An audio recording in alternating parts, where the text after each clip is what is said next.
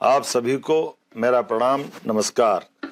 मैं अपने आप को सौभाग्यशाली मानता हूं कि मुझे मध्य प्रदेश की सेवा का अवसर मिला है और उसी सेवा भाव से मैं अपने कर्तव्य का निर्वहन कर रहा हूं। जब मैंने मुख्यमंत्री के रूप में इस महत्वपूर्ण पद की शपथ ली, तब से पूरा प्रदेश ही मेरा परिवार है। आपका सुख ही मेरा सुख है, आपका दुख ही मेरा दुख है।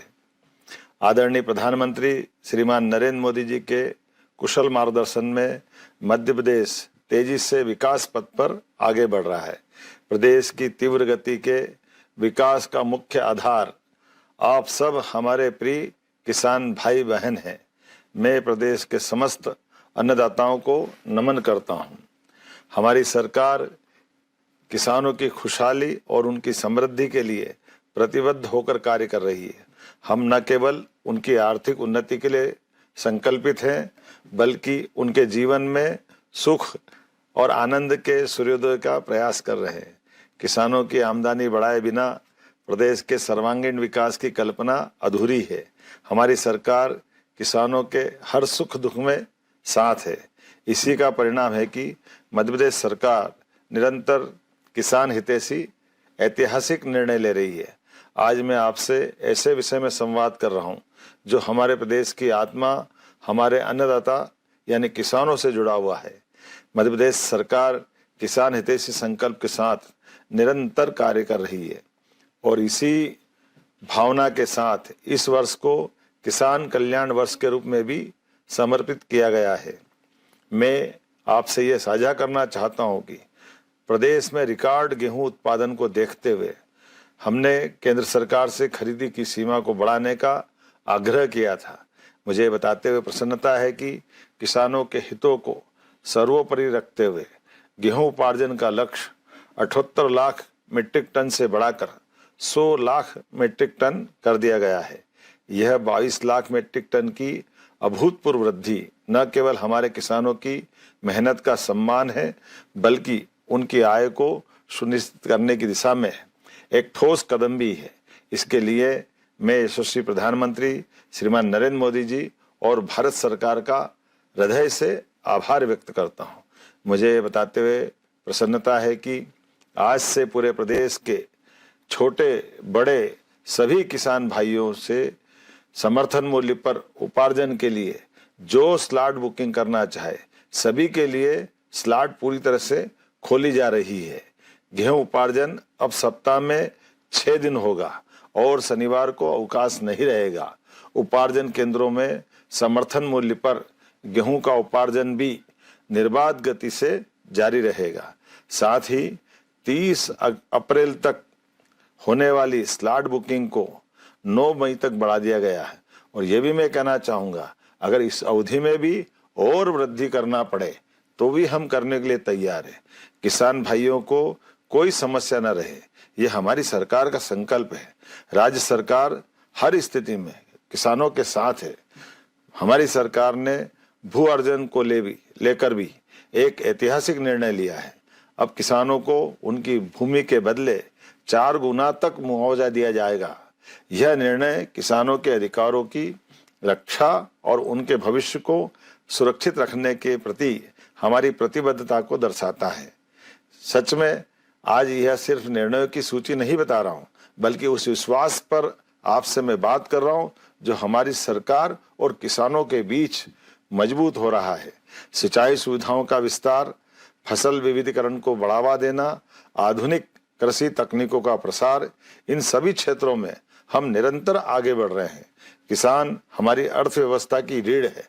ऐसे में देश में पहली बार ऐसा हो रहा है कि मध्य प्रदेश सरकार ने दलहन फसल उड़द और तिलहन फसल सरसों के उत्पादन को बढ़ावा देने के लिए बड़ा कदम उठाया। उड़द को तय समर्थन मूल्य पर खरीदा जाएगा और किसानों को तय समर्थन मूल्य के अतिरिक्त खरीदी गई उड़द पर 600 रुपये क्विंटल की बोनस राशि देने का भी निर्णय किया है।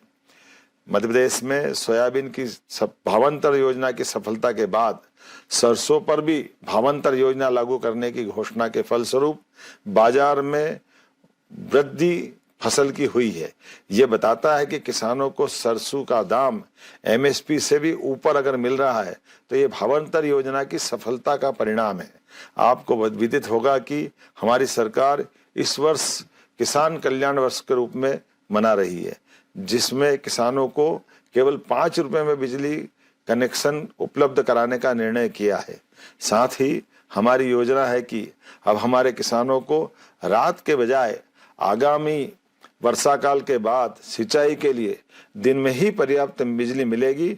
ये प्रयास हमारा है और ये घोषणा भी हमारी है।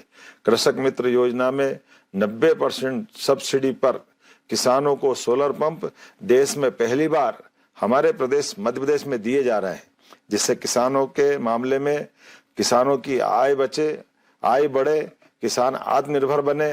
प्रदेश को मिल्क कैपिटल बनाने की दिशा में भी हमारी सरकार निरंतर नवाचारों के साथ आगे बढ़ रही है। हमने दूध उत्पादन से लेकर उसके संकलन के भी प्रयास बढ़ाए हैं। हमने 1752 नई दुग्ध समितियों का गठन किया है। हमारा प्रतिदिन दूध संकलन आज 10 लाख किलोग्राम से भी अधिक पहुंच गया है।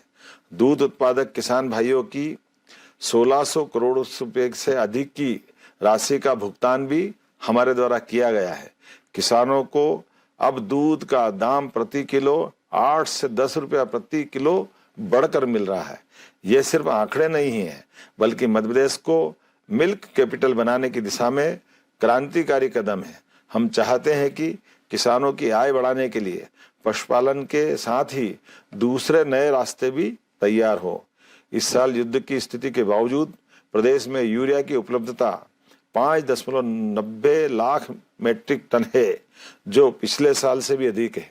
इसी प्रकार अन्य उर्वरक के पर्याप्त भंडारण किए गए हैं। उर्वरक की वितरण प्रणाली में भी सुधार किए जा रहे हैं। नवाचार और तकनीक का उपयोग कर किसानों को अब बिना लाइन लगाए मनचाहे स्थानों से खाद दिलवाने की व्यवस्था की जा रही है। सच्चा वादा पक्का काम, यही हमारी सरकार का संकल्प है।